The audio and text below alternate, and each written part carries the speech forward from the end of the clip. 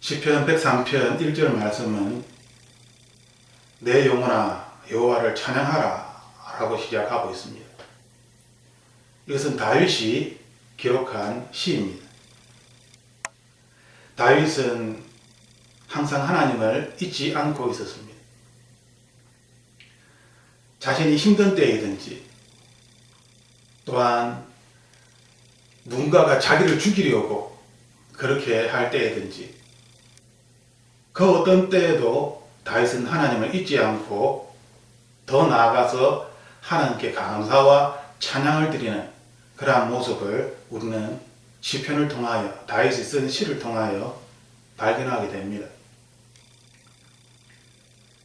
원수들이 자기를 죽이려고 할 때에 다윗도 그 원수에 대하여 그들을 하나님께서 벌하여 주시옵소서 라고 솔직한 인간의 마음을 고백합니다. 하지만 그럼에도 불구하고 하나님께 감사와 영광을 드리는 것을 잊지 않고 있습니다.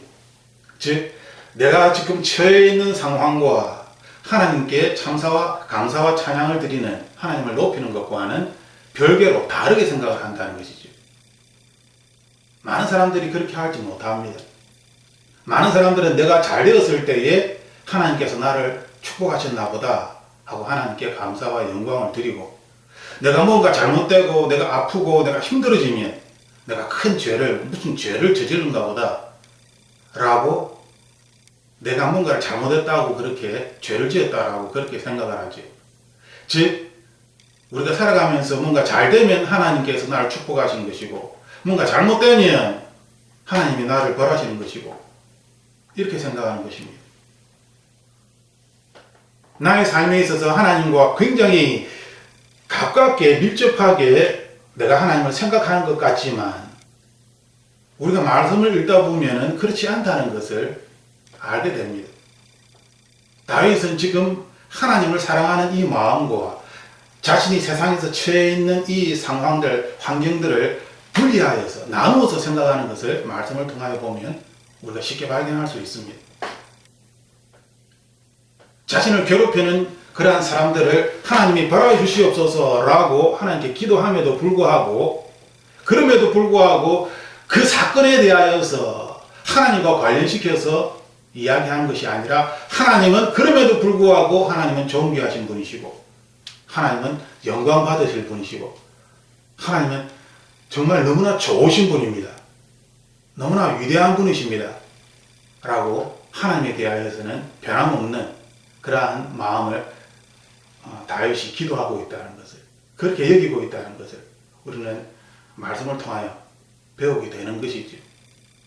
어떻게 이렇게 분리시킬 수 있을까?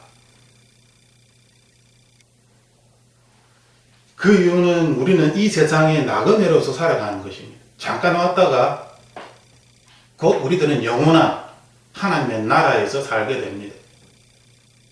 우리가 살고 있는 이 시간이 전부인 것처럼, 모든 것인 것처럼 많은 사람들이 생각하지만 우리가 알다시피 우리가 이야기하고 있는 이 시간들은 하나님의 관점에서 보면은 이것은 잠깐입니다. 하나님은 영혼에 대하여 이야기하고 계시기 때문에. 그러므로 이 영혼의 하나님의 나라를 알고 있는 사람들은 이 세상에 매여서 살아가는 것이 아니라 하나님을 바라보며 이 세상의 일이 비록 힘들고 어렵고 고통스럽지만 그럼에도 불구하고 하나님을 기억하고 하나님을 찬양한다는 것입니다. 영원한 하나님의 나라를 소망하기 때문이죠. 하나님 곁에 함께 있는 나를 내가 그리워하며 그렇게 살 것이다 라는 그러한 믿음을 가지고서 이 어려운 현실의 삶을 받아들이고 하나님께 맡기고, 내가 이 어려운 문제를 내가 풀 수 없는 이 어려운 문제들을 내가 풀려고 하는 것이 아니라 정말 하나님께 맡기고 하나님께 감사드리며 하나님의 인도하심과 돌보심을 믿으며 끝까지 하나님 편에서 하나님의 마음을 내가 간직하기를 원합니다 라고 그렇게 소망하면서 하루하루를 살아가는 것입니다. 하지만 어떤 사람들은 그렇게 살지 못하고 어려운 상황 속에 자신의 마음을 빼앗겨 버립니다. 그 상황 속에 울면서 고통하면서 정말 차라리 죽는 게 더 낫다라고 생각하며 왜 태어났는지 모르겠다라고 생각하며 그 고통 속에 자신의 모든 것들을 다 빼앗겨 버리는 그러한 사람들도 있습니다. 때때로 저희들도 그러한 때가 있습니다. 욥처럼 그 누구도 고통의 시간이 오래 진행된다면 그 고통의 시간을 이겨낼 수가 없습니다. 차라리 그냥 빨리 순교하는 것이 낫지. 그래서 순교를 당하는 것도 어떻게 보면 감사한 것입니다. 고통의 시간이 오래 지속된다는 것만큼 힘든 것은 없기 때문이죠. 하나님도 그것을 알고 계시기 때문에 우리가 고통의 시간이 오래 지속되기를 하나님 원치 않으십니다.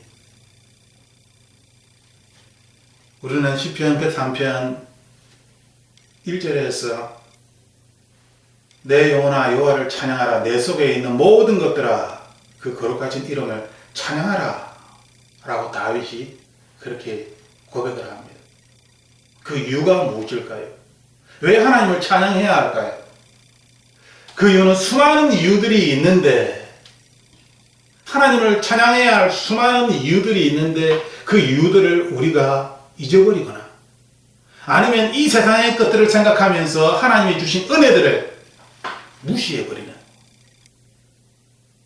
그러한 어리석음이 우리에게 있기 때문입니다. 그러므로 하나님의 사람들은 반드시 하나님이 베푸신 은혜를 기억해야만 하는 것입니다. 왜냐하면 이것이 내 영을 살리고 더 나아가서 나의 육신도 살릴 수 있기 때문입니다. 2절 말씀에 보면 내 영혼아 여호와를 찬양하고 그분께서 베풀어 주신 모든 은혜를 잊지 말라라고 그렇게 다윗이 우리에게 이렇게 부탁을 하고 있는 것입니다. 이것이 지혜로운 것입니다. 즉 이렇게 우리에게 은혜를 잊지 말라라고 부탁하시는 이유는 우리가 하나님의 은혜를 쉽게 잊어버릴 수 있다라는 그러한 의미이기도 합니다.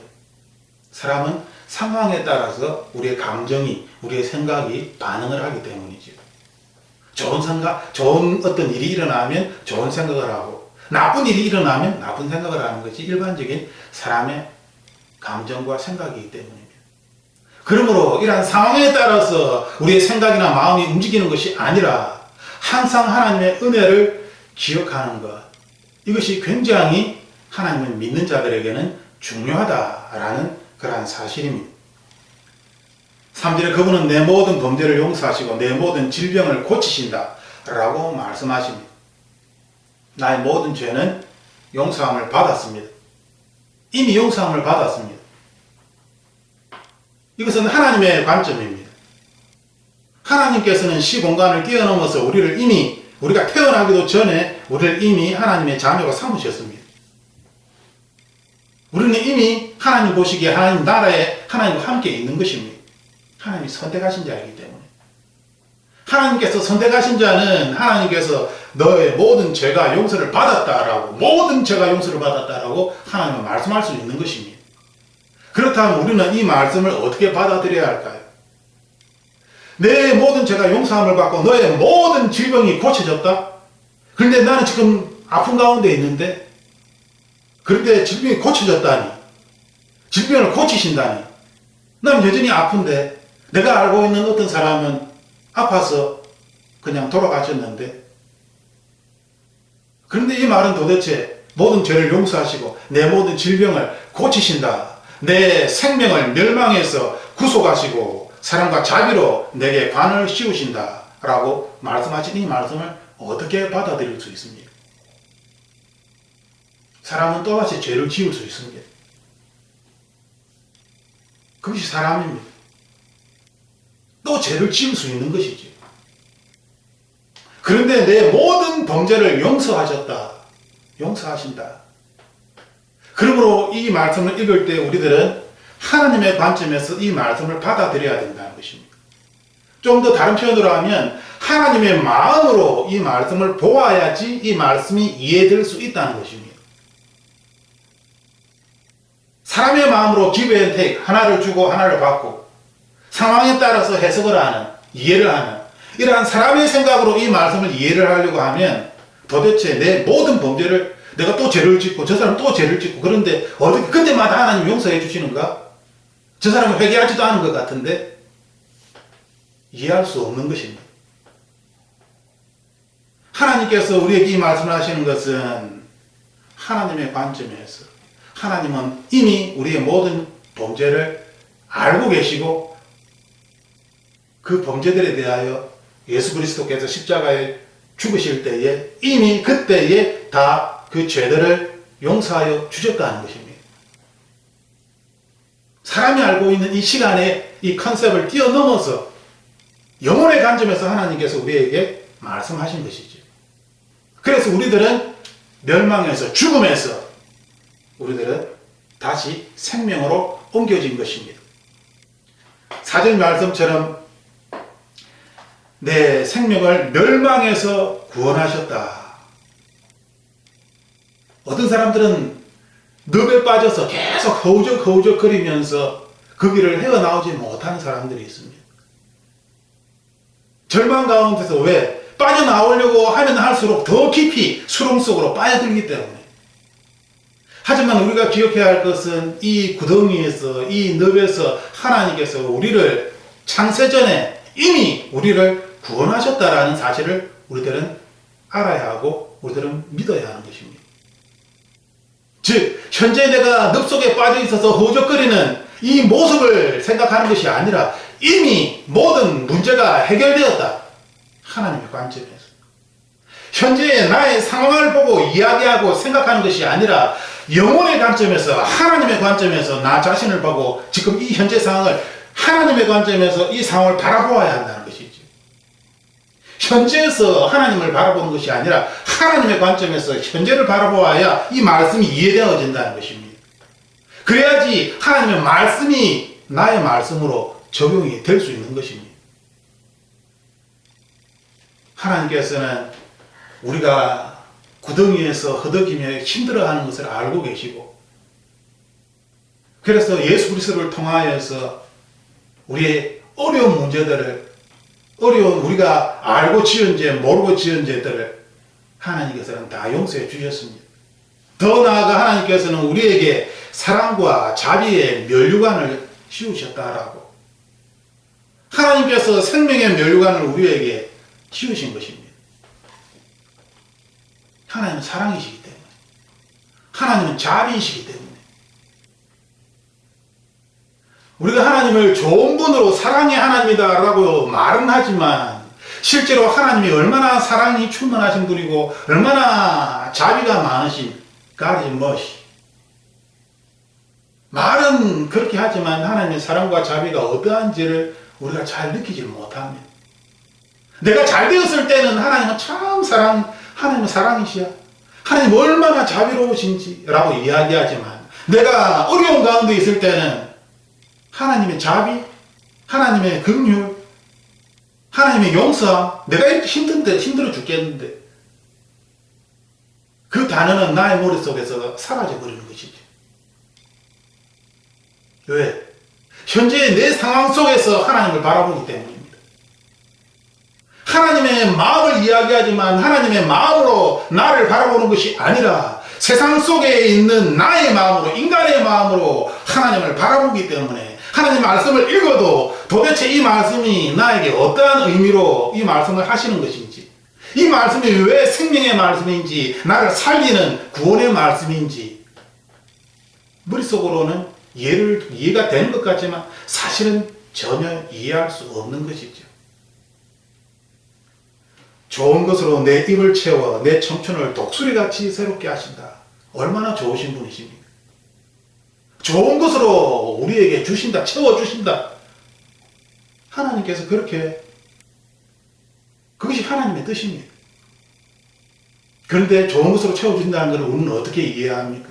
내가 이 세상에서 잘 먹고 잘 살고 사람들에게 성공하여서 인정받는 것으로 그렇게 하면 나는 하나님께서 좋은 것으로 먹이시고 입히신 것이다 라고 그렇게 말을 하지 않습니다.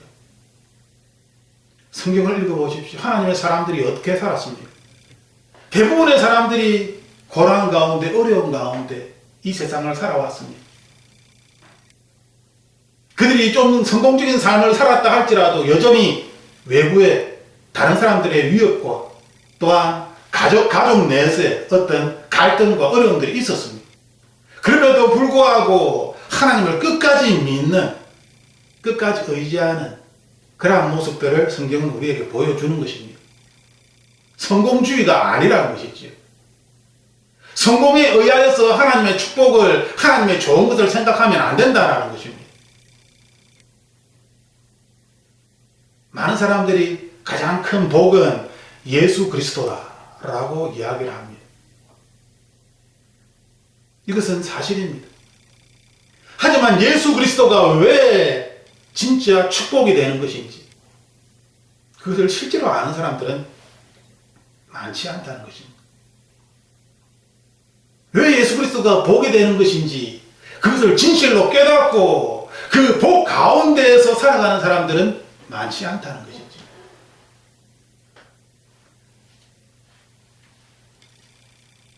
우리들은 변할 수 있습니다.